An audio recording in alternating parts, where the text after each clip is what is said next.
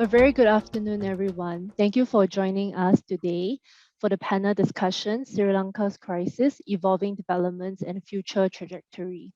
Before we proceed with the discussion, I would appreciate it if you could mute your videos and microphones throughout the session. If you have any questions to share, please forward them via the Zoom chat. We will consolidate your questions for the panelists to answer during Q&A time. This afternoon, we are delighted to have with us three distinguished speakers to share their insights on Sri Lanka's current crisis and future directions. They are Professor Jayadeva Uyangoda, Professor Emeritus of Political Science at the University of Colombo, Sri Lanka. Coming from the same university is Dr. Dinisha Samararatne, Senior Lecturer at the Faculty of Law. Lastly, we also have Mr. Anushka Vijay, the co-founder of the Center for a Smart Future based in Sri Lanka. This session will be chaired by Dr. Chulani, a research fellow at ISAS. I now invite Associate Professor Iqbal Singh Siva, the Director of ISAS, to give his welcome remarks. Dr. Iqbal, please. Thank you, Claudia. Good afternoon, Excellencies, distinguished panelists, ladies and gentlemen. On behalf of the Institute of South Asian Studies, I would like to welcome you to this afternoon's panel discussion on Sri Lanka's crisis, evolving developments, and future trajectory. Sri Lanka is grappling with an acute shortage of foreign exchange and soaring inflation, which has raised wider questions about its economic model and political system. The severity of the economic crisis is clear from the images of people queuing up for basic commodities, and further verified by the fact that the latest assessment by the World Bank ranks Sri Lanka fifth in terms of food inflation in the world. Meanwhile, the International Monetary Fund estimates that the Sri Lankan economy will shrink by about 6 to 7% this year as well. The rising cost of living, prolonged power outages, and persistent shortage of basic necessities have led to widespread anti-government demonstrations. Indeed, the public protests forced Prime Minister Mahinda Rajapaksa and President Gotabaya Rajapaksa to resign. President Gotabaya Rajapaksa even fled the country, as many of us are aware, to Singapore. The new president, Ranil Wickremesinghe, is attempting to establish political stability by mobilizing law and order to contain the mass protests and negotiate a staff-level agreement with the IMF. He is also committed to passing constitutional reforms which would curb presidential powers. In the coming months, it would be worth keeping an eye on the influence of populism, long-entrenched political players, strongman politics, and ethno-nationalism in the political sphere. While the resignations of Mahinda Rajapaksa and Gotabaya Rajapaksa may indicate a decline in the popular appeal of the Rajapaksa dynasty, it remains to be seen if the protests will usher in a period of structural political change. It should also be noted that the acceptance of IMF terms will not be popular in a country that is already confronted by soaring costs and severe shortages. An IMF loan would, at least on paper, be contingent upon Sri Lanka ensuring fiscal discipline, introducing austerity measures, seizing government subsidies, increasing value-added tax rates, and the privatization of some state-owned enterprises. The government will need to explain and sell any IMF deal to various opposition parties, trade unions, and voters. Geopolitically, Sri Lanka manages a complex dynamic between India and China. This was most recently reflected in the controversy over the arrival of a Chinese scientific research ship at Sri Lanka's Hambantota port.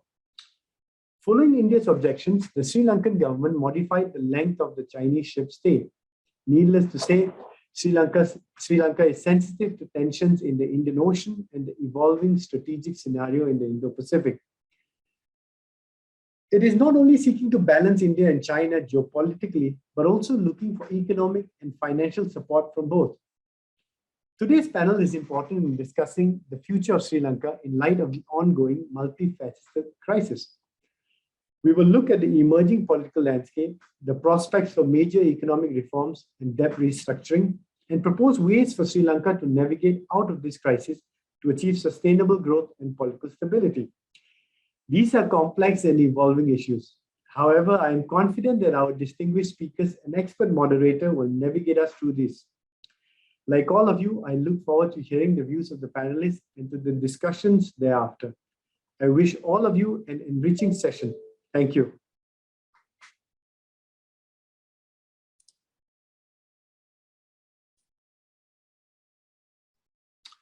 Thank you, Dr. Iqbal. I think you made my work quite easy because you gave a very comprehensive introduction into what we are expecting at today's panel. So good evening, everyone. Once again, Your Excellency, distinguished panelists, participants. Thank you for participating at the event today. We look forward to a very enriching discussion. So as Dr. Iqbal mentioned, we are seeing an unprecedented crisis in Sri Lanka. And even though the economic crisis and inflation is not unique to Sri Lanka because post-COVID, I think what is happening in Sri Lanka has gained attention because of the political component of it as well. So we wonder whether this will have this has some lessons for other countries that are going through similar economic and social crises. So to discuss this and many more, we have today a very distinguished panel. Professor Jayadeva Uyangoda. He's the Professor Emeritus at the University of Colombo, Sri Lanka, a senior professor of political science at the same university, and retired quite recently in May 2016. In August 2016 to July 2017, he held the Rajni Kothari Chair of Democracy at the Center for the Study of Developing Societies, New Delhi. He has published extensively, both locally and internationally, on Sri Lanka's ethnic conflict, minority rights, conflict and peace process, democratization, state reforms, etc. Our second panelist is Dr. Dinesha Samaratna, and she is a law academic with a focus on public law and works at University of Colombo.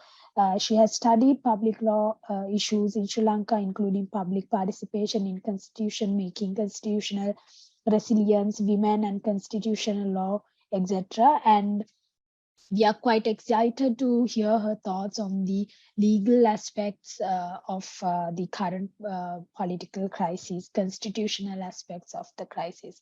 Finally, we have Mr. Anushka Vijay-Singhe. Mr.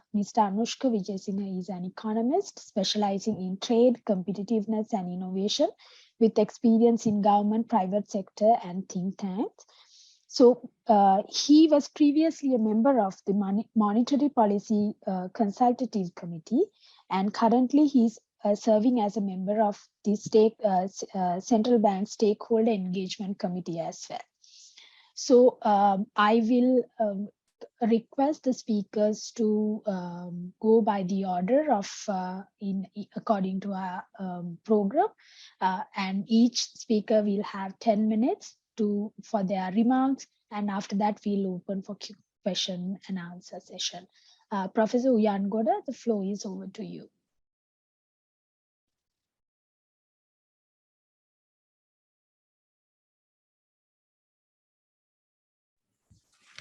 Okay, thank you, Tulani, and thank you, Dr. Iqbal, and for inviting me to this panel.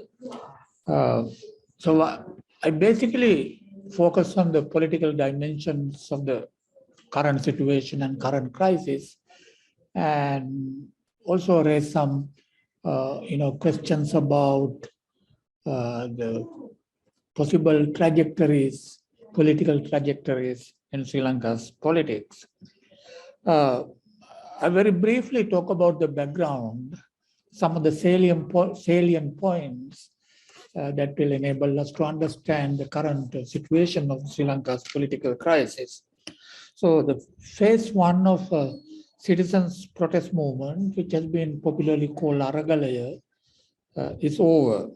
It has entered a new phase marked by huge challenges and uncertainties. There's a disunity among various groups who took part in that protest movement. There have been many splits after the setbacks. There's a desertion of the urban middle class from the Aragalaya, and there's a polarization between liberals and the left-oriented groups, and thin Democrats and strong Democrats, another level of polarization.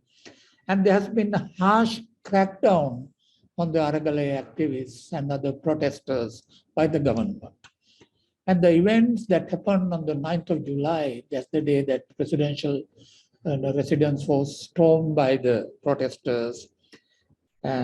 Those events led to the exile and the resignation of the then president and his replacement by a new successor president. And these events between July 9th and perhaps July 23 and after have blunted the intensity of the citizens' protest movement. And the Aragalaya has been a spontaneous and partly semi-organized citizens' protest movement. That's its specificity. It has emerged independent of political parties as well as the civil society movement. It sprang up against increasing economic hardships amidst a growing social crisis. But this Aragalaya also marked the sudden appearance of a historical moment for re-democratization in Sri Lanka, almost like an eruption of an unannounced democratic revolution. It happens against the backdrop of 5 decades of de-democratization in Sri Lanka and also autocratic authoritarianism. These are some of the briefly very elementary things, but still it's important for us to take note of them. What is significant in this citizens movement from the perspective of the theory of democratization is that there has been what one may call the molecular processes of re-democratization among the citizens belonging to the subordinate social classes, not citizens belonging to elites, amidst de-democratization at the level of government, although through the resistance to arbitrary and unjust governance. Aragalaya did not have plans to intervene in the political process after the resignation of the Rajapaksa brothers from power. That opened up the space for the ruling political class and the opportunity to regroup itself under a new leadership. That's what has been happening since the 23rd of July. So there is also a new polarization in politics in Sri Lanka, in the political sphere. At one level, there are citizens for democracy, and another level, at the opposite side of the spectrum, is the elites for de-democratization. I think that struggle, conflict between democratization and de-democratization has taken a new form at the moment. So then there is a new coalition for political power, which has been forged during the 2nd and 3rd weeks of July. This new coalition is very important for us to understand the nature of this new, power bloc or new coalition in order to understand the, possible trajectories of Sri Lankan politics. So new coalition consists of one, the traditional political establishment represented by the United National Party and the Rajapaksa family, and that family is political, what people call political cronies. And then the second group of that coalition is the political class organized within the Sri Lanka Podujana Peramuna, which is the political party established by the Rajapaksa family, which has the majority in parliament. Of course, that majority is now, a little fragile. Then there's a third component of that new ruling coalition is the security and intelligence establishment, or the elements of what one may call the deep state. And that's a component that a lot of people don't pay much attention to.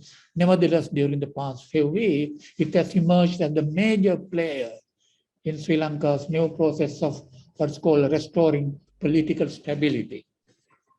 And of course, we can't forget the role of the business and economic elites.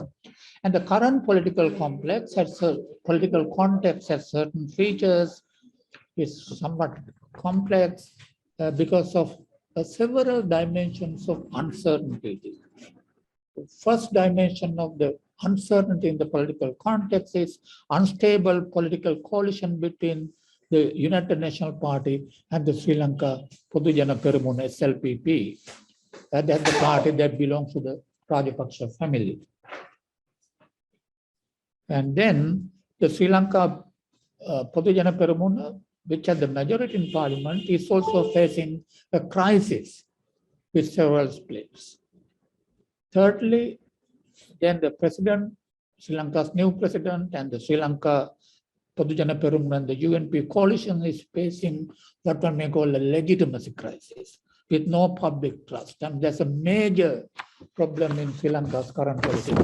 We have government, we have leaders, we have a political class, we have parliament, and other institutions, governance that lack a legitimacy. It was a severe legitimacy crisis in Sri Lanka. Then the new president, who was elected on the 23rd of July, doesn't seem to be having a stable political base. Actually, his political party has only one MP in parliament. That is one reason why he has been relying so much on the armed forces and security and defense establishment. Then there is a new president's power base in a way very weak due to a number of reasons. One is the fragility of support he gets from the political party, which are the majorities of seats in parliament, that's Sri Lanka Podujana Peramuna. Then the new president started, to launch its own political base through an all-party government, to inviting his opposition parties to join with him to form an all-party coalition government, but that plan is now in total disarray. And there's no evidence at the moment of any political stability or having a stable government in Sri Lanka, because it's very difficult. The government president is finding it very difficult to demonstrate to the external actors, even the IMF, team that has been visiting Colombo, any particular signs of political stability. That's why the creditors and even the IMF are waiting for signs of political stability. But, it's very difficult to see, early, restoration of political stability, given the complexity of the political crisis and the ongoing process of political instability. So the new president seems to be primarily relying on one, security establishment, two, the business class, three, urban middle class support. Quite interestingly, the urban middle class, which had earlier joined and even actively participated in the protest movement, have now been won over by the president. That's an interesting shift in the social basis of the citizens' movement. And of course, international support, new government is seeking quite a lot of international support, but all the signs are that even the international support is rather fragile. So there's an important dimension of economic crisis. I will talk about it, but I will focus a little bit on one of the most important aspects, crucial aspects of the crisis, which has been actually almost forgotten and ignored, that the social crisis. There has been a social crisis that actually prompted the citizens, to protest, and it's going on because totally ignored by the government, policymakers, and bureaucracy. So the rising economic crisis and also the rather rising inflation, the crisis in livelihood and cost of living, and all this will, and even the new policy package prescribed by the IMF will certainly exacerbate the social crisis, because there have been several waves of poverty in Sri Lanka during the past 3 years. Now the current economic reform package announced by the government last week will further increase the levels of poverty in Sri Lanka. I think my own feeling is that the middle class would be the latest social constituency that will have to bear the burden of the economic recovery that the government is trying to implement in collaboration with the IMF. So I will conclude my brief presentation by asking a few questions. What next? all signs at the moment are that the crisis will deepen at economic, political, and social levels. And I can't see any signs of, either stability at the level of politics or even the economic stability or economic recovery, even, normalization of the social crisis.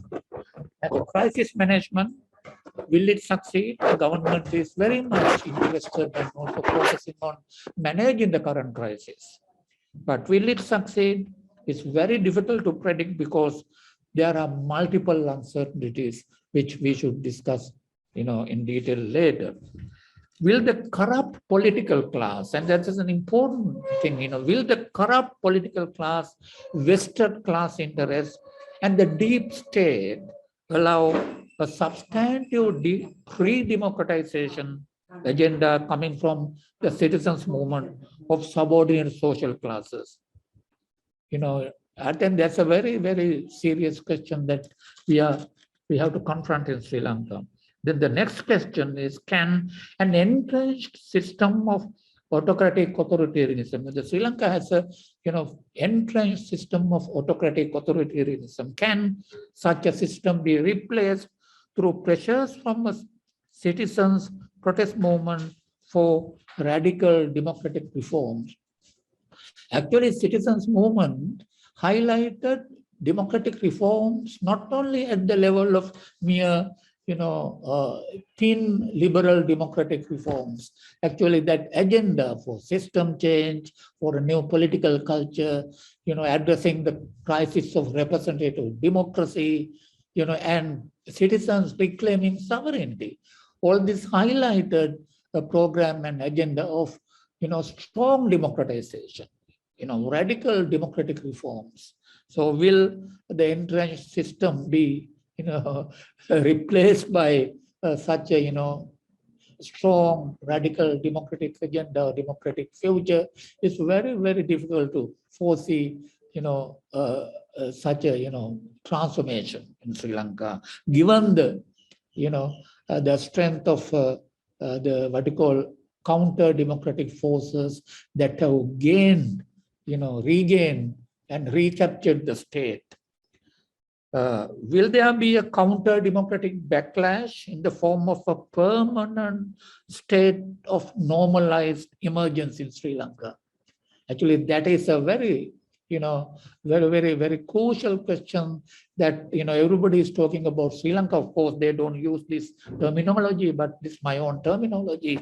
You have a prospect of a permanent state of normalized emergency being, becoming the new normal through a new regime of, actually not rule of law, but those who are living in Southeast Asia know this phrase, rule by law, not rule of law. And then in such a context, what prospects are there for peaceful political transformation? Unfortunately, one of the key messages given by the new president to the younger generation of Sri Lanka is that, protest and reform efforts through peaceful means would be easily ignored by the political class, right? And then will there be a reinvented regime of authoritarianism in Sri Lanka necessitated by economic factors and also to secure political power for the new coalition? I think that's also a big question that everybody is confronting these days in Sri Lanka. I think with those few questions, I think I will conclude my brief comments. I think I have not exceeded the time allocated for me. Thank you. Thank you, Professor. That's a lot to take, to be honest. I think for our viewers as well.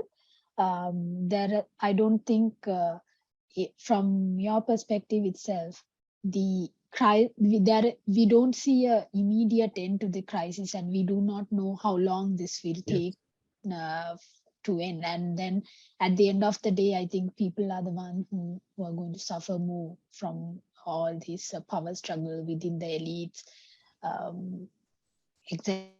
So with that note, let me invite Dr. Dinesha to discuss to walk through some of the legal aspects. Perhaps Sri Lanka, I think, have had numerous constitutional changes over the past few years, and there has been decisions taken to go back and forth on certain terms and conditions in these constitutional changes. And it would be interesting for us to know like how these changes have contributed to the existing crisis. Moving forward, what sort of changes that Sri Lanka should make to its legal system, constitutional system. Thank you, Chulani. Let me begin by thanking the Institute for South Asian Studies at NUS for this invitation. And I must say it's a pleasure to be part of this panel and to discuss the crisis that we are living through. Just by way of framing my remarks, I want to say two things. One is that there is much to be discussed from a constitutional and legal angle. I will make very quickly 7 to 8 points. And if there's anything that we wish to discuss further, we can take that up in the Q&A. And also to acknowledge that my own thinking on these constitutional questions and legal questions has been influenced to a great extent by Professor Uyanguda's thinking and analysis. So let me begin by taking as a point of departure Professor Uyanguda's comment about the autocratic nature of governance in Sri Lanka. With the citizens' protests, particularly pre-July 9, one of the clear demands for reform that emerged was the abolition of the executive presidency. And I'm focusing on this because I would like to comment specifically on the constitutional issues that arise due to this crisis. So when the demand for the abolition of the executive presidency emerged yet again in Sri Lankan public debate, we had the main party in opposition, the SJB as we call them, propose constitutional reform by way of the 21st Amendment, which was tabled in Parliament as a private member's bill. If we take aside the 2000 draft constitution that was proposed in Sri Lanka, the proposal by the SJB, the 21st Amendment, was by far one of the most progressive reform proposals that we saw in a very long time. It proposed to abolish the executive president, and the president was to play a symbolic role and was to be elected by parliament. It proposed a parliamentary system of government. I hesitate because the impulse is to say a return to the Westminster system, but it is actually not a return to the Westminster system. And I say that because it also proposed to bring back the fourth branch in the Sri Lankan constitutional system and strengthen it a step further, and to include within it, through lessons learned, the appointment of the governor of the central bank and the non-ex officio appointments to the monetary board. But of course, as the situation evolved in Sri Lanka, this proposal was sidelined. And not only was this proposal sidelined, the political mobilization around this proposal was also sidelined. And the leadership that was given to these ideas at that time have now become marginal in the debates that are taking place in the political, among the political elite. And very soon after, so this proposal came in April, by June, I think, we had a counter proposal made by the government, 22nd Amendment Bill, a watered down proposal. And I think it is not fair to really describe it as a watered down proposal. It was really a disregard for the demand made by the people for the abolishing of the executive presidency, while the 22nd Amendment Bill proposed to transfer more power to the Prime Minister. It included transitional clauses which allowed the then President Rajapaksa, to exercise executive presidential power while in office. And we are unclear as to whether even the 22nd Amendment will be guided through, because there's very little discussion now about constitutional reform. But those are the first 3 points I wanted to make. The fourth point, Chulani, ties up with what you mentioned about the back and forth. Sri Lanka is not alone in this, but if we study Sri Lanka's experiences, even in the last 2 to 3 decades, what we see is a ping pong or a pendulum like movement, suggesting that democratic reform is not linear. So it's not just a question of success or failure, but rather it's about recursion. So that's a cautionary tale, but also hopeful tale, because while it may seem like in September 2022 that the citizens movement has lost its momentum, the story is not over yet. Only time will tell what is to become of the phenomenal action that we saw on the streets, not just in Colombo, but in many parts of the country in the first part of this year. And that prompted me to reflect on the role of the people in Sri Lanka. And I think I must confess that even I have been very skeptical of the people with the capital P, as we discuss them in constitutional law in Sri Lanka, because of our past with an ethnic conflict. We are considered to be divided along ethnic lines, and so on and so forth. But depending on how far we go back, we see signs of democratic movements.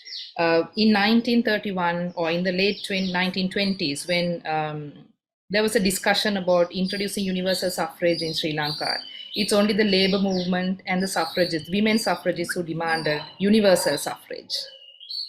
The political class opposed it. If you think about the Sinhala-only Act, which was introduced in 1956, it was only the elected representatives of the Tamils who opposed it.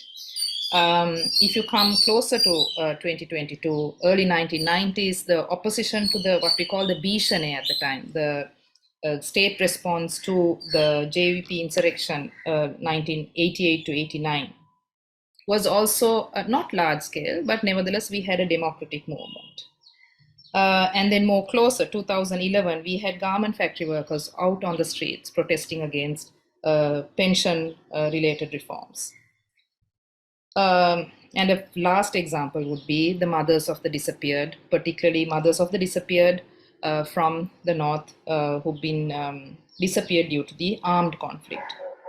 And then, as Professor Uyangoda says, we can contrast this with violence that Sri Lanka has, violence to demanding state reform. So while Sri Lanka's people's movement has been historic, unexpected, and a surprise, we have had people in the margins demanding for democratic reform.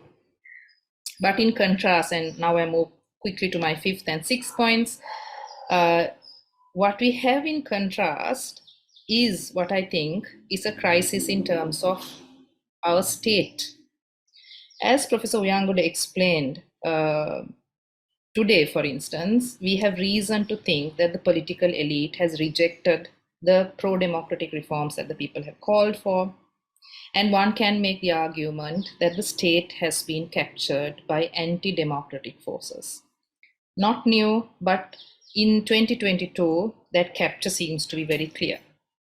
We've seen this play out in Parliament and in our executive. We've seen this being played out in the difficulty in using political parties as vehicles for constitutional reform and democratic change.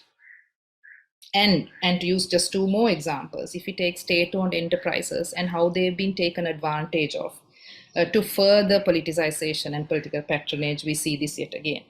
And thirdly, and that's going to be my sixth point, we see this quite clearly in the use, or rather the abuse, of Sri Lanka's criminal law. So particularly post July 2022, if we are sort of thinking of this current period, we have seen, as Professor Uyangoda mentioned, rule by law. And I must say that it is quite, from a citizen's perspective, it is it is quite a difficult period to live through, where you're seeing the law being used selectively to target protesters. And I say the law being used selectively to target protesters because the public don't have the confidence that the law is also being used to address the other violations that have taken place in Sri Lanka during this time. And I think, as has been reported widely, these protests were by and large peaceful protests that were spontaneous. But again, this is a reminder to us that this is not new. If we just go back in the same period of time, we recall how in 2019, constitutional requirements in terms of the time period that the fixed time period that should be observed between calling a parliamentary election and holding the election was ignored. We had presidential task forces performing functions that are generally expected to be performed by the public service, such as the response to the pandemic. We had lockdowns in Sri Lanka for which the legal basis was never clear.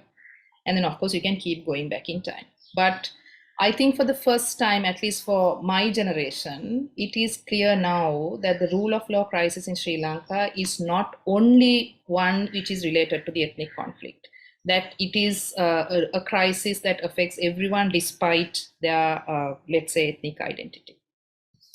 And then two more points.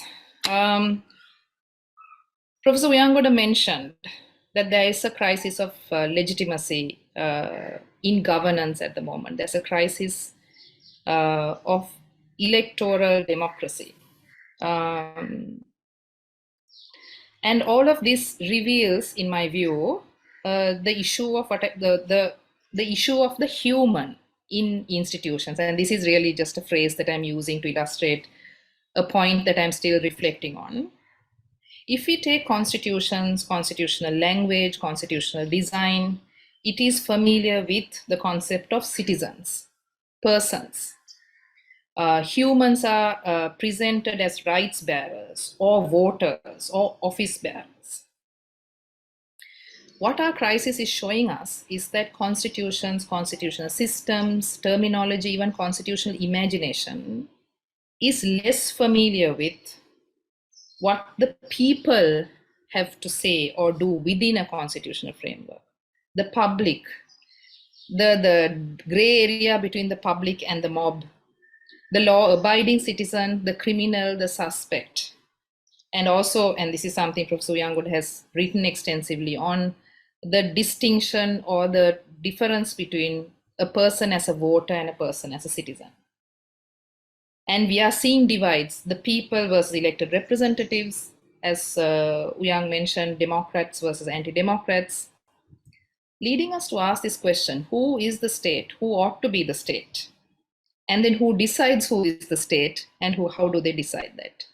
And these are fairly fundamental questions. And I feel like when I look back and look into constitutional law and constitutional imagination, that we are perhaps not as equipped as we could be in dealing with some of these questions. And that brings me to my final point, particularly on the economic crisis. My view is that it's an economic crisis brought on by a political crisis. Again, constitutional responses to crises are often limited to looking at, say, declarations of emergency, restrictions of rights, what happens when an office bearer has to step down or is impeached, etc. Typically, constitutions are silent on collective issues of inequality, the social question that Uyang spoke about. It is silent on large-scale abuse. It can deal with very specific instances, but what happens when there's a large-scale abuse of disproportion? What does the constitution have to say to that? Or does it simply leave everything to the political realm? And it's the same with economic policy. We have directive principles of state policy, which contain several aspirations. But really, there is much that happened in our political and economic crisis that were arguably within the constitution. So what is it that we are missing here in terms of our understanding of constitutions that has brought us to where we are. And finally, as Sri Lanka or the Sri Lankan government negotiates with the IMF and anticipates debt restructuring, the people have no role to play in that process. And in fact, the current question is whether even Parliament has a role to play, although our constitution clearly says Parliament is mandated to control public finance. But the people will foot the bill and don't really have a choice in that. So I'll end with this. I think there are several questions we will have to seek solutions to in the time to come. There's the legitimacy question. There is the rule of law question. And there's a justice question. I'll leave it there. Thank you, children. Thank you, Dr. Dinisha. I think they're very interesting key points. And personally, for someone who's not coming from a law background, you gave a very comprehensive yet simple explanation on the crisis. And it's really alarming when you mention that right now, how it is, the issue is more like moving towards a rule by law, and then how everything is surrounded by that, everything that's happening there is surrounded by that. And the fact that people do not have a choice but to follow whatever the negotiation and outcomes that comes from IMF negotiation happens. I think in a true democracy, then you go back to the question whether in a true democracy, is it that people are, if we say that people are, when send their representatives to the parliament, they give their choice to those representatives to make decisions. But in Sri Lanka's case, that has not been the reality for so many decades. So there is a great detachment between the people and their representatives. So thank you very much for a very eye-opening presentation. Now let me invite Anushka.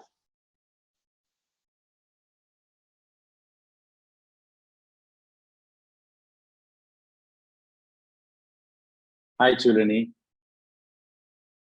Good afternoon, everyone who are joining us from Singapore as well as in Sri Lanka and elsewhere. Thank you very much to NUS and ISAS for inviting me, and particularly Chulani. It's nice to collaborate once again. So I've been asked to speak specifically around the economic issues and give an economist's perspective. So I want to start first with a look back before we look forward. Our audience might be quite familiar with the severity of the current crisis, but I want to begin by recapping a little bit about how we got here. Because much of the recent external commentary and external media coverage about the crisis has tended to focus a lot on the events of the last year or so. But in my mind, Sri Lanka's crisis has been some years in the making.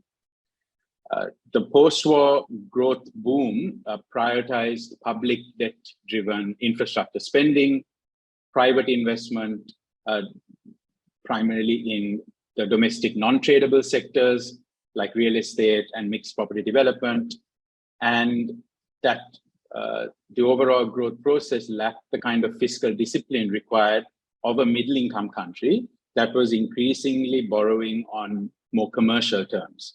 Unlike before, where we were an IDA country, where we were getting most of our funding on highly concessional terms. Even as this borrowing on commercial terms was taking place, there was a lot of malinvestment, especially in politically connected projects or politically motivated projects, many of which are now popularly called white elephants. Meanwhile, many export-oriented sectors were consistently under-supported. And frankly, tourism, while good and does have good multiplier effects, was over-relied upon to deliver transformation, economic transformation. Reforms to enhance trade, investment, competitiveness, and innovation didn't really happen. There was underinvestment in long-term growth-enhancing sectors and a bias towards growth that is more like sugar highs. I remember writing an article back in 2013, shortly after Sri Lanka was upgraded in its income classification by the World Bank from lower middle income to upper middle income. I titled it Sri Lanka's Middle Income Transition, looking beyond the optics to the mechanics. Because at the time, there was a lot of celebration about making it to this income category through simply plain GDP growth, which in turn had been mainly driven by consumption and infrastructure spending. But there was little interest in the elements that can sustain Sri Lanka's growth through middle income.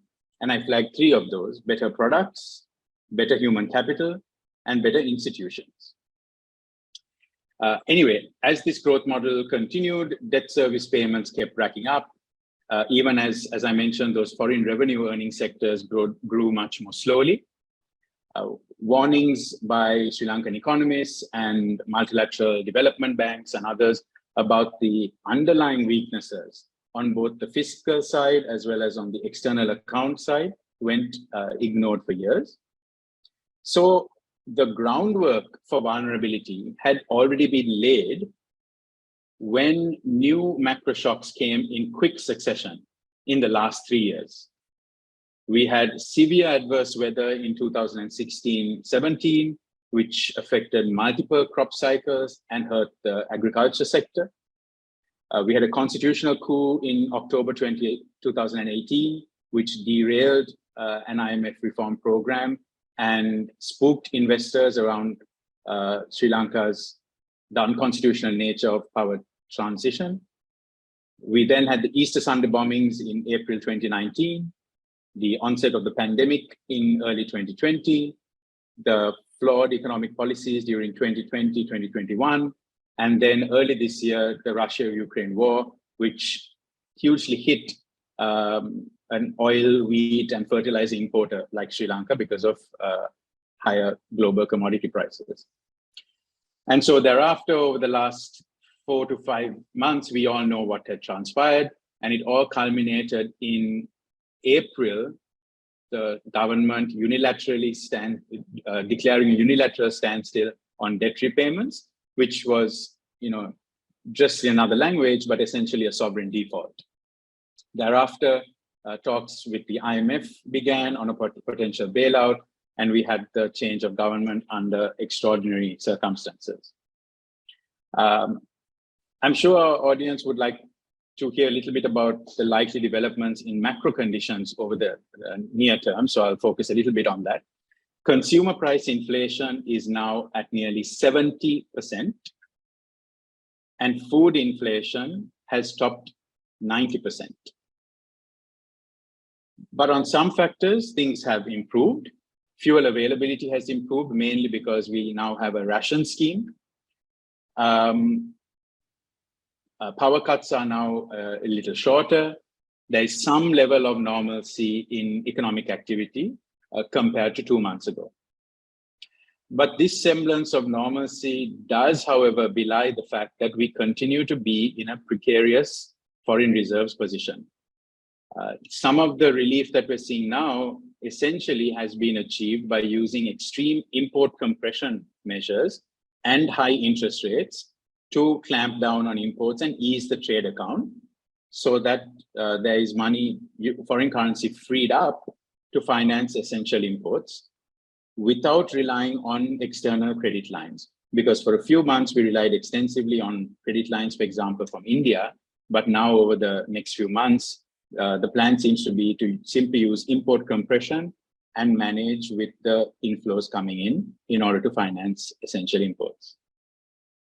Meanwhile, exports have remained somewhat buoyant, hovering at about $900 million to $1 billion a month.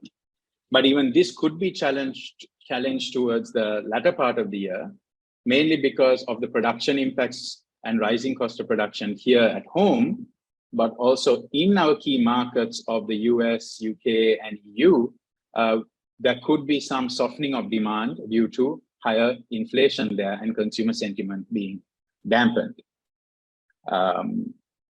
Tourism earnings, I believe, will recover during the forthcoming season, especially with many of the travel advisories being lifted. On the fiscal side, revenue, I think we will see a lot of new revenue raising measures, some of which was already articulated in the recent interim budget. Meanwhile, on the expenditure side, I'm yet to see a real clear pathway on substantially cutting down expenditure in a way that is needed in order to free up space for providing income support for those most vulnerable, but also in order to achieve the kind of fiscal consolidation plans outlined in the IMF agreement. There doesn't seem to be any signs of cutting down on the military budget, for instance. And the Ministry of Defense currently is the largest budget line holder, not just this year, but for the last many years. Because I referred to the IMF program, I thought I'll take a small detour here to provide some clarity around this bailout, since it is the latest development, just agreed upon just a few days ago between the government and the IMF staff, having agreed to what's called a staff level agreement. To be clear, there is no IMF program in place until it is approved by the IMF's executive board. For this approval, the IMF board has to have what is called adequate financing assurances from Sri Lanka's creditors. What this really means is that you don't have to conclude the debt restructure process and have all your legal agreements neatly tied up, but some in-principle agreement from your creditors that they are willing to restructure to the extent needed to achieve debt sustainability. Now, this would require talks with two groups. One is the private commercial creditors, those who hold our international sovereign bonds and syndicated loans, and two, our bilateral creditors, China, Japan, India, and a whole host of others. On the former, I think it will be somewhat more clear-cut, unless there are more legal disputes like the one with Hamilton Reserve Bank case in the New York District Court.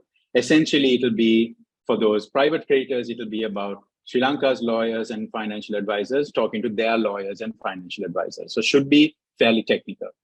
But on the latter, the bilateral creditors, that's where it's going to get tricky, mainly because of the role of China.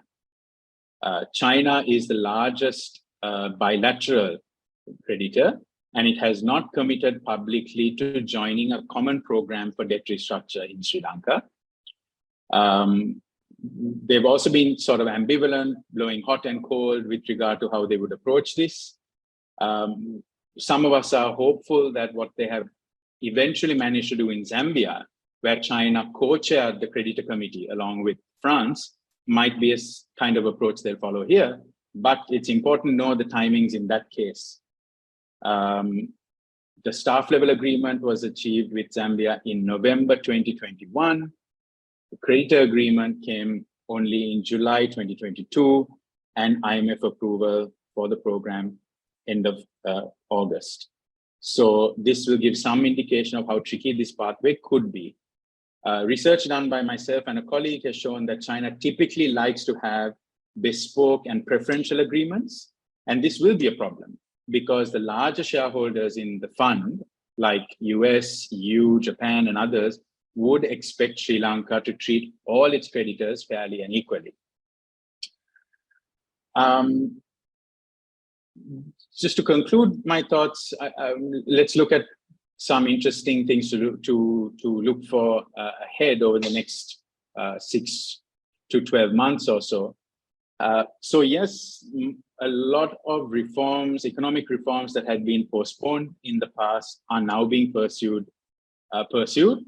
And if done well, we can potentially reset the Sri Lankan economy. But the reform pathway will be very complicated and the reforms will be painful.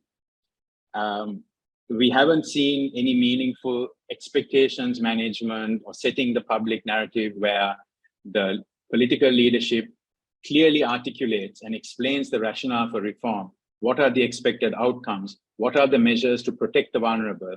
We haven't seen that. One thing, though, that I have to say that does seem to be improving is a reversal of the previous insularity of policymaking. Part of the reason Sri Lanka got into this mess was that policymaking was quite insular. There was a hesitation or disinterest to engage with external stakeholders and experts. And I think this is slowly changing. Some of the key policy reforms that would be interesting to watch for, one would be the amendment to the Central Bank Act. It was nearly done in 2019, but the government changed. This amendment could make the institution more independent, less vulnerable to political imperatives, and reduce the fiscal dominance over monetary policy. The second area of reform that would be interesting to watch, particularly given the political sensitivities around it, is reforms to state-owned enterprises, a whole other conversation which we won't have time to get into.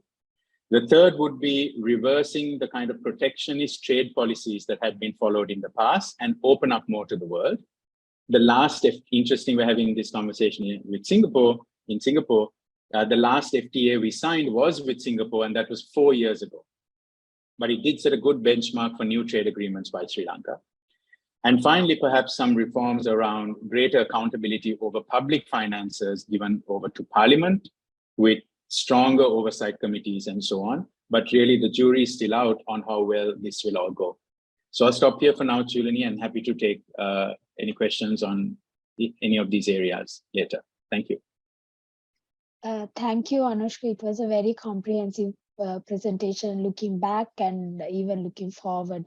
So now we open the floor for questions. We have about half an hour for questions. So please do share your questions on the chat box.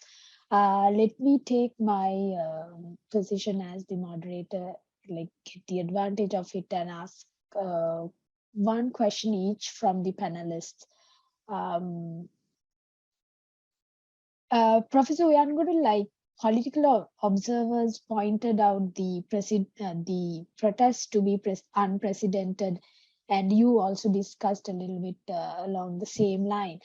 And you mentioned how Sri Lanka is, there is a problem of de-democratization and other related political issues in the country. Do you think that current civil society will be able to make more effort in seeing fundamental change in the political system, and that the citizens also will be more proactive, taking their experience from this phase of crisis? They will be more proactive than reactive in their response to existing political system. And for Dr. Dinusha, if you could explain a little bit more on the how this, we saw that the former president returned to Sri Lanka last Friday, and there has been continuous calls by the public, especially in social media, for him to be held accountable for the economic crisis. Can you walk through us whether there is a feasibility of that? If not, what are the steps that can be taken along that line? And finally, to Anushka, you mentioned about China's role in the debt restructuring program. Anushka, can you explain to us how they are, I briefly remember reading that China has, in some instances, have mentioned they do not have a problem in going into discussion with other countries for these debt restructuring talks. And when it comes to Japan has said that they are ready to take the lead on this, given their own geopolitical and their own conflicting interest, how that will affect Sri Lanka's debt restructuring measures. Professor Uyangodu?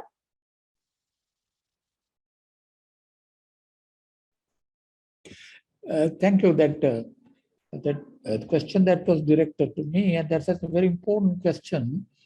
As I said, this Aragalaya movement emerged independent of the civil society movement and also unknown to the civil society movement to some extent. That's why there was an element of surprise even in the democratic community in Sri Lanka. But I think one of the fundamental lessons that needs to be learned from the experience of the first phase of the movement, I think in future to take or to advance the democratic movement, democratic transformation in Sri Lanka, I think Sri Lanka needs a very broad coalition of Democrats. There had to be a broad democratic movement that includes the civil society and also the different groups of the Aragalaya movement. It's very important to remember that the Aragalaya movement has not been monolithic in terms of its ideology, in terms of its organization, in terms of leadership. It's a very, spontaneous, highly decentralized, kind of an amorphous, very large entity. But there were certain, fundamental issues that all of them agreed. I think one is that, the previous government leadership should go. And on that, everybody agreed. And the parliamentary democracy is a serious crisis. It has to be reformed. Everybody agreed on that. And then the question of governance, particularly corruption, nepotism and cronyism, that's also one of the key issues on which all, I think, participating groups agreed to. But beyond that, the Aragalaya also raised some more issues that went beyond the kind of a liberal democratic consensus, right? And that is why I think sometimes, questions emerge. For example, some people were proposing a direct democratic, mechanism in order to address the crisis of representative democracy, because Sri Lanka's parliament, political parties, representative institutions have been captured by a corrupt elite, political elite. So their grip is so strong that it's very, very difficult to, liberate, representative democracy from that grip of this corrupt political elite. That's why the idea of direct democracy, recall, citizens, voters try to recall their representatives, and also this People's Council, Mahajana Sabha, this idea. So these are actually basically, these are ideas, not clearly thought out, clarified, proposals for change. So in the next phase, I think any democratic movement in Sri Lanka will have to do, I think, two very important things. First, have a general conversation about what kind of democracy Sri Lanka in the present historical conjuncture needs actually. Is it merely a thin version of liberal democracy, as emphasized in the neoliberal reforms, like World Bank, IMF, or international donors also emphasize a kind of a very thin democracy. But I think Sri Lankan citizens have rejected that. They want kind of a strong, thick democracy, right? What kind of a thick democracy we need? How can we reform parliamentary representative politics? How to combat, corruption in politics? How to, widen the basis of, representation? Those are issues that need to be actually discussed in depth. Secondly, I think this is one of the lessons I learned by observing the Aragalaya slogans and some of the basic ideas. Sri Lanka has, in my view, 5 traditions of democratic thought. So, and this Aragalaya, in a way, embodied these 5 traditions of Sri Lanka's own democratic thought. One is this liberal tradition, actually, liberal democratic tradition we got from the colonial rulers, but nevertheless, Sri Lanka's citizens have internalized it. It's no longer, colonial heritage. The people have actually acquired and internalized. And all the protest movements start with, basic liberal democratic rights, the right to dissent, freedom of expression, right to association, rule of law, free and fair elections. Those are basic, liberal democratic, heritage of our country, which is an important part of people's, citizens' democratic imagination. Secondly, we have a tradition of republican democracy. That is why in the Aragalaya, the question of popular sovereignty was repeatedly raised by even, ordinary citizens in Sri Lanka. This the single word, Paramadipatya, the sovereignty, it became a, everyday political, term among the people. Even very ordinary people, they haven't read any book in democratic political theory. But in the reclaiming popular sovereignty, actually goes beyond the limits of liberal democracy. Right? It either brings in republican democracy or some kind of a social democracy. Right? So that's the second tradition. Sri Lanka is a republic, but no one talks about what does it really actually mean. So it's really fascinating for me to see the citizens, ordinary citizens, peasants, workers, young people, men and women talked about sovereignty, reclaiming sovereignty. That's what the strength of the republican political thought that has been internalized by our citizens in our country. Second is this, whole social and economic rights. A lot of trade unions go to part in, even the peasants, farmers, they talk about, social justice, social equality, things, all that liberal democratic framework cannot actually address. Actually, the current economic reforms will actually hollow out, whatever little we have in Sri Lanka's policy framework in terms of social justice, social equality. So we have to actually launch a new fight in Sri Lanka, for reclaiming, that social rights of the people. And the fourth one is the group rights.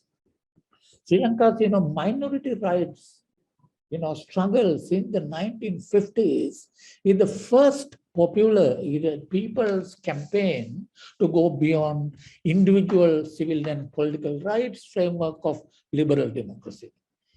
And this, there's a group rights, collective rights. So there is always, a certain tension between individual civil and political rights in the liberal constitutionalism and also group rights discourse. So we have to sit down and have a conversation and have a kind of, kind of fusion of these rights without actually dividing, without having a hierarchy between individual rights, group rights, right?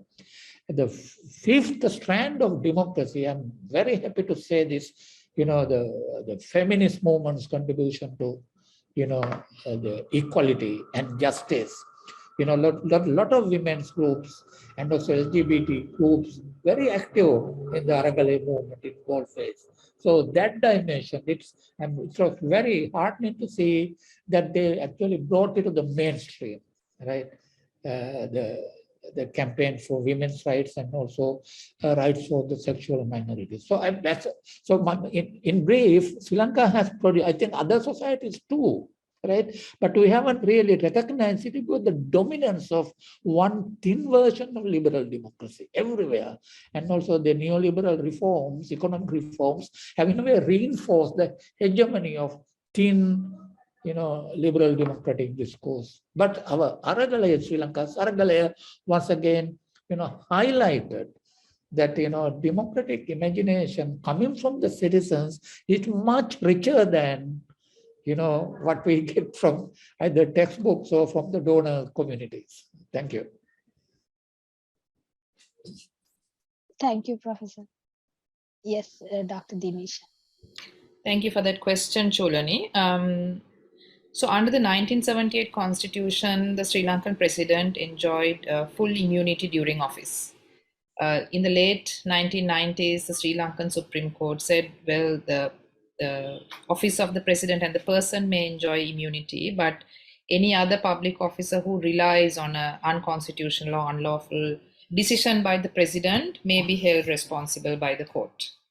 But subsequent attempts to use that jurisprudence to have declarations made that the president's decisions were unconstitutional failed. The 19th Amendment made a significant development in this regard by restricting the president's immunity. Subsequent to the 19th Amendment, a person may challenge, petition the Supreme Court on the basis that the president has violated his or her fundamental rights, and the proceedings are to be instituted against the Attorney General. Interestingly, sorry, just before that, Anushka mentioned the constitutional crisis of 2018. The petition that went to Supreme Court challenging the dissolution of the then President of Parliament was filed under this restriction to the immunity of the President. So that's the significance of this restriction, really. In the proposed 20th Amendment Bill of 2020, the government sought to reintroduce the immunity, full immunity. And the Supreme Court held that if full immunity is to be restored, such proposal must not only be approved by 2/3, but also by the people at a referendum. And they made this argument on the basis of popular sovereignty. So that was a quite an unexpected decision by the Supreme Court. So all this to say that even the president in office enjoys only limited immunity. Once a person steps down from the office of the president, he or she is no longer protected by any immunity. So the short answer to your question is, yes, it is possible. But unfortunately, we can't stop at a yes or no answer to this question for several reasons. And there are three main points that I want to make on this. So the first is a question of which provision to be used, what kind of action, etc. And the answer is not very clear. We currently have before the Supreme Court a fundamental rights petition filed by Transparency International Sri Lanka. But that petition cites as respondents the former Prime Minister Mahinda Rajapaksa, former Finance Minister Basil Rajapaksa, and former Central Bank Governor. And the Supreme Court has imposed a travel ban on these persons pending the full hearing of this case. The second point is the question about the rule of law and independence of law enforcement authorities. And going by our experience of the so-called re-democratization movement that we had 2015 to 2019, cases were filed, proceedings were initiated, but eventually they fell apart. And there were different reasons for that. Some were to do with the question of evidence, some was to do with the question of threshold of evidence. And in other cases, the question was of the independence of the Office of the Attorney General and of the investigating police officers. Those structural questions still remain. So even if the technical legalities permit filing action, those structural obstacles might remain. And there, as Professor Yangoda mentioned, if we are seeing a regrouping of the previous political alignment, then we have unfortunately more reason to be less hopeful of legality and accountability. Accountability. And the last point is this. Criminal accountability, yes. But, and this is also a general critique of certain perspectives on what we call transitional justice and also accountability, of course, by all means. But criminal accountability or individual accountability should not substitute for the more fundamental political questions that people like Professor Yangoda have raised. In some ways, I think they are either as, at the very least, as hard or harder. These are fundamental questions about the nature of the state and our sort of democratic future. Yeah, so I'll leave it there. Thank you.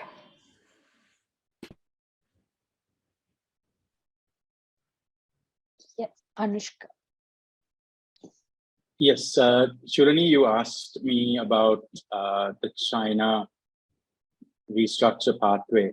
So there are a few parts to this. One is that I don't think that China has unambiguously said what their approach would be. Yes, there have been some responses to media questions raised to their foreign minister, foreign ministry, spokespersons, and so on, where the Chinese side have said, we look forward to continuing to support Sri Lanka. Fairly, ambiguous, fairly, soft statements in that regard. Contrast this to the Paris Club of Debtors, who have come out with an official statement saying they are ready to commence debt restructure talks, and they want to ensure that those will happen equally and fairly. As the largest bilateral creditor, China not having yet, at least, come out unambiguously with their approach, A, is problematic, but also B, is unsurprising, because in no circumstances that we have looked at have they been so unambiguous, because, as I mentioned earlier, they prefer a bespoke, bilateral, preferential kind of arrangement to restructuring debt. You talked about, and by the way, if you look at all of the kind of contracts and even other countries, debt restructure, debt relief, it has been very much consistent with China's relationship-based lending approach. Lending and borrowing between friends. So on one hand, we will have to have a very technical, almost cold and clinical restructure with our private creditors. My lawyers talk to your lawyers. We just cannot take that approach with bilateral creditors like Japan, China, and India, because they are looking for very much relationship-based negotiation. Now, you mentioned Japan. Again, here, Japan hasn't been unambiguous about what their role will be. They have responded to overtures of the Sri Lankan president that they would look at how to bring these groups together. Ambiguously said, we will chair an official creditor committee, or we will co-chair with China or with India. So that's problem number one, and I think we need to watch that. Number two is Japan alone chairing this group may not be feasible, given that Japan is not the largest or the second largest bilateral creditor. That would be China and India. Then if you're saying, could it be Japan and India, given their geopolitical allegiances, will China see that as these two ganging up against China, particularly given Japan and India's alliances with the West? So this is going to be quite tricky. And I feel that this invitation to Japan to kind of chair might be because the president is reminiscing about what he did when he was prime minister back during the peace process time, where China chaired an aid conference, a donor conference. Very different context, very different times, very few geopolitical complications like today.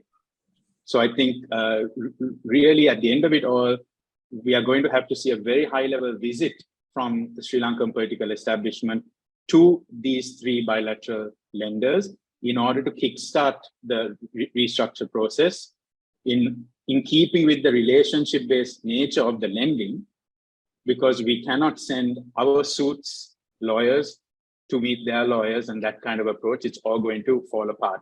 And one final point I make here is anyone who is under the illusion that this can be all concluded by December, as we hear some folks saying, is I think, far too optimistic, because all indications suggest that this could be a 4 to 6 month process. I would love to be proven wrong, because we need this money urgently, not just the IMF money or those reforms, because of the bridging finance that could come from the ADB and World Bank, because it is that money that could provide budget support for providing cash transfers and other income support to vulnerable groups.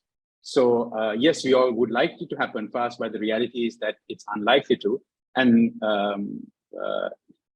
final point here, I think, would be that in the effort to try and rush some of these things, particularly rushing the reforms under an IMF program, it does risk a lot of social tension and social unrest, because remember, the ambition is to do a bunch of economic reforms that had been postponed for at least 2 decades. I trace the history of the lack of reform, trying to accelerate these in a period of 6 months to 1 year, 1.5 years to 2 years. Very problematic. Other speakers raised economic justice questions, very much so. But also, I feel that there is a sense that this current administration, which is largely seen as an interim stopgap measure, can it really push through reforms that are very much medium-term, deeply structural in nature? So I'll stop there. Thank you, Anushka. That's a very alarming response, though. But I think that's the reality that we are facing today. We are running out of time. We have got 2 very interesting questions I'll ask from all the 3 panelists. So along with responding to them, and then we will see if we have time for maybe one more question. So we have got a question about the recent government deproscribing of a handful of Tamil diaspora organizations. I think in 2020 or 2021, if I'm not wrong, there was mass proscribing of a number of Tamil diaspora organizations, and then recently there was a handful of them. For a handful of them, they lifted the ban. So how this will impact? What are the implications on this? I think this is related to the ethno-nationalist component that have been coming up in international discourse on Sri Lankan conflict, Sri Lankan crisis at the moment. The second one is very direct, I would say, whether the chemical fertilizer ban in Sri Lanka was the reason for mass food crisis. I think Anushka briefly mentioned that this was a little bit in the making, but if for our viewers, if you explain like how this actually accelerated what was happening, that would be helpful, I think. Professor Yangot, do you want to? I think you will be the best person to start off with the. Very briefly, a response to the first question. I think I was also quite surprised by the news that these organizations were deproscribed. I think when I was thinking about it, I thought that there were perhaps a combination of 3 factors that led to that decision. One is that at that time, the Prime Minister, Ranil Wickremesinghe, was negotiating with various political parties in Parliament to get votes for him, because he was the candidate for the president to be elected by Parliament. And I think he had successful negotiations with few Tamil MPs from Jaffna. It's one of the, they had a number of demands actually. Another demand actually, in addition to this deproscribing, I suppose, this release of Tamil political prisoners. I think the government also took immediate steps in that direction. But the second is this, the Geneva UNHRC, this now I think it's going on now. The third one is that there was, I think, a few months ago, there were some negotiations between, not negotiations, talks in Sri Lanka when President Gotabaya Rajapaksa was still in power, to set up a Tamil diaspora fund to bring dollars to Sri Lanka. I think this is also part of that overall, economic recovery package, in order to get. So there was a lot of actually the very rich, Tamils, Tamil members of the Tamil diaspora are ready to invest in Sri Lanka, because at least in the north and east. So earlier, the previous government with the Rajapaksa government was quite hostile to that, because the singular nationalists didn't like that idea. But I think this present government under new president might pursue that option. I heard rumors that yes, even rich Tamil business people in the diaspora are willing to invest in the north and east. So in interest, whatever the means by which the dollars come, they are dollars. So I think that's how the government pragmatically looking at it. But Sinhalese nationalist groups obviously will oppose that. I think that might create some problems for for the new president, because Sinhalese nationalist forces are still not very strong, but they are a significant political force. And the Rajapaksa camp has always survived politically on the Sinhala communalist political agenda. So there's always the possibility of that kind of a reaction. That's my brief response to that important question. Dr. Dinisha, do you have anything to add to this? Except just this, I agree with what Professor Yangoda said in response. Just to use this question to point to the fact that the Sri Lankan state has to also address the ethnic conflict, and that has been sidelined in the present debates and discussions, but that is very much part of from the perspective of the people, that very much remains an issue and will remain an issue. So that needs to be kept in mind, and also to keep in mind, as you mentioned, Cholani, this whole trope of ethno-nationalism, which has a way of disrupting our priorities, which can be used and abused particularly by political parties and charismatic leaders to distract, to use as excuses. So those are some of the other points to remember in thinking about questions like this. On the question of the fertilizer ban, it was a typical example of the political crisis which led us to the economic crisis. I will only say two things because I think Anushka is best placed to respond to the causation aspect of it.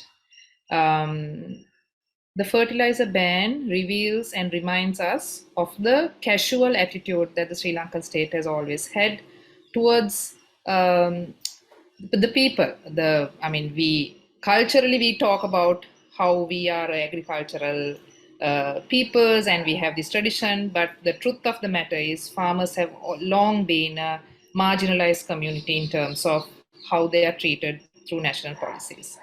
And the second is the nature of that policy decision.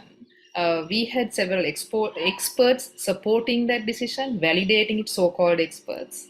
And there was complete disregard to the dissent to that policy decision and repeated justification of that policy, not just by the government, but private actors, including private media. So this is why we say this economic crisis is really a political crisis. And this is also why we say unless the political structures are recognized in this way, the kind of accelerated reforms that Anushka has been pointing to, there is a question about the sustainability of those reforms. Thanks. So, Churani, the question was, does the chemical fertilizers ban in Sri Lanka was the reason for the mass food crisis? I would say yes and no, and let me explain why. This was not just a chemical fertilizer ban, it was agrochemical inputs, which means a wide range of chemical inputs, ranging from paddy to things that are used in export crop agriculture like tea, rubber, coconut, spices, etc., as well as in vegetable production, which is more for domestic consumption. So when this happened, it happened overnight, never before done in any other country around the world, even in countries that today acknowledge it hadn't worked, like Bhutan. Even they didn't attempt to do it overnight. Yes, it was included in the president's manifesto, and one can argue people voted for it. It was never imagined, I think, to be done in such a short time. So it was virtually overnight.